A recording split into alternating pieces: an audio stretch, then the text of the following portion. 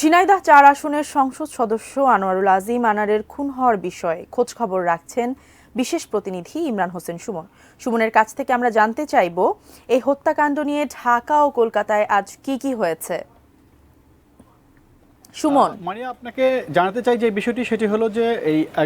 বাংলাদেশের সরকারদলীয় একজন সংসদ সদস্য যিনি পরপর 3বার নির্বাচিত হয়েছেন জাতীয় সংসদ থেকে,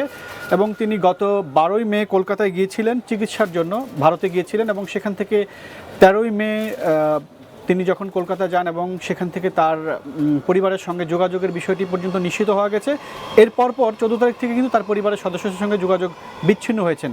এবং আজকে সারাদিন ধরেই সকালে তার মৃত্যুর খবরটি নিশ্চিত করা হয়েছে। ভারতীয় বিভিন্ন গোয়েন্দা সংস্থা এবং যারা আইন শৃঙ্খলা রক্ষাকারী বাহিনী রয়েছেন তারা কিন্তু বাংলাদেশের পুলিশকে জানিয়েছেন যে তার যেই সংসদ সদস্য আনার তার মরদেহ এবং তিনি যে খুন হয়েছেন সে বিষয়ে তারা তথ্য দিয়েছেন, এবং সেই তথ্যের সূত্র ধরেই বাংলাদেশের স্বরাষ্ট্রমন্ত্রী নিশ্চিত করেছেন যে তার মরদেহ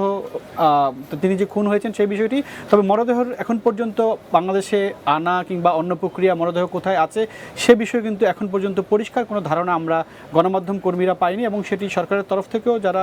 ইতিমধ্যে স্বরাষ্ট্রমন্ত্রী সহ আইন শৃঙ্খলা রক্ষাকারী বাহিনী যারা কথা বলেছেন তারা সে বিষয়ে তথ্য দিতে পারেননি। আর আরেকটি বিষয় হলো,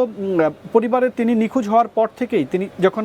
যোগাযোগ বিচ্ছিন্ন হওয়ার পর থেকে কিন্তু তার সঙ্গে তার মোবাইল ফোন খোলা রাখা হয়েছিল। তার মানে প্রশ্ন উঠছে, খুনিরা জেনে শুনে বুঝেই তার ফোন সুইচ অফ করেননি, এবং সেটি ধোঁকা দেওয়ার জন্য যাতে করে তাদেরকে ধরতে না পারা যায় অথবা অপরাধের সূত্র যাতে না থাকে সেজন্যই সেটি নিশ্চিত করা হয়েছিল। এই খুনের পেছনে কি কারণ আছে এবং তার মরদেহ ফিরিয়ে আনার বিষয়ে আসলে কি তথ্য রয়েছে? আসলে হত্যাকাণ্ডের পিছনে কি কারণ আছে সেটি অনেক ধরনের গুজব ইতিমধ্যেই ছড়িয়ে গেছে, কিন্তু সেই গুজবে আসলে কান দেওয়া যাবে না, কারণ খুনের কারণ আইন শৃঙ্খলা রক্ষাকারী বাহিনী তারা খুঁজে বের করবে। এর আগে আপনারা জানেন যে তিনি সরকারদলীয় সংসদ সদস্য হওয়ার পরেও কিন্তু যে ইন্টারপোলের মাধ্যমে তার বিরুদ্ধে গ্রেপ্তারি পরোয়ানা জারি করা হয়েছিল বিভিন্ন কারণে। আর মরদেহ এখন পর্যন্ত কোথায় আছে সে বিষয়ে বাংলাদেশের আইন শৃঙ্খলা রক্ষাকারী বাহিনী সুনির্দিষ্ট তথ্য দিতে পারেনি, যদিও তারা বলছেন যে হয়তো দুই দেশের আলোচনার মধ্য দিয়ে তারা মরদেহ ফিরিয়ে আনবেন। তবে বাস্তবতা হচ্ছে ভারতীয় গণমাধ্যম সহ বিভিন্ন স্থানে যে সংবাদগুলো আসছে সেটি হলো এই কলকাতার যে নিউ টাউন, যেটি একটি সুরক্ষিত আবাসিক এলাকা এবং সেটি অভিজাত এলাকা হিসেবে পরিচিত,